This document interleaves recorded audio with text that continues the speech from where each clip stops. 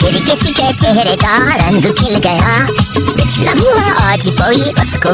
ভাই গো ভাই, কিছুই বলার নাই, তিশাকেও নাকি গাইজ কপিরাইট দেয়। এই কথাটাও এখন শুনতে হচ্ছে।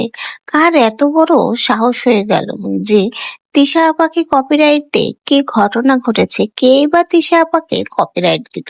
চলুন কি ঘটনা ঘটেছে বিস্তারিত জেনে নেওয়া যাক।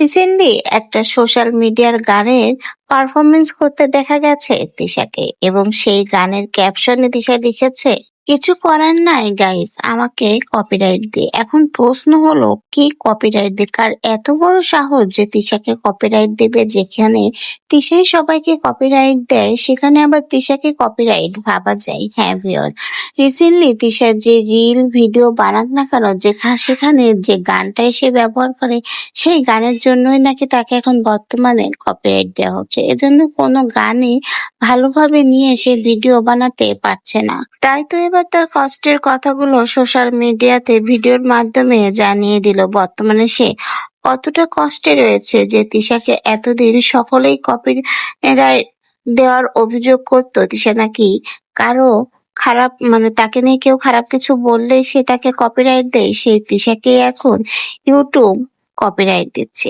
ভাবা যায় এটাও সম্ভব? তাই তো তিশা তার মনের আবেগের কথা এবং তার ভিডিওর মাধ্যমে জানিয়ে দিল। অনেকেই বলছে, যেমন কর্ম তেমন ফল।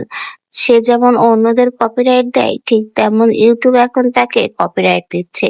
কারণ মানুষ কিছু হলেই সেটা নিয়ে গুজব গসিপিং করবে। তিশার আখির এই ঘটনাটা এখন সোশ্যাল মিডিয়ায় ওপেন হয়ে গেছে, যা নানা রকমের মন্তব্য সমালোচনা হয়, কিন্তু সেটা নিয়ে তিশা যে অনেককেই কপিরাইট দেয়, এটা ঠিক নয় বা উচিত নয়। তাই তো এবার নিজেও হাড়ে হাড়ে টের পাচ্ছে কপিরাইট আসলে বা কপিরাইট খেলে কেমন লাগে।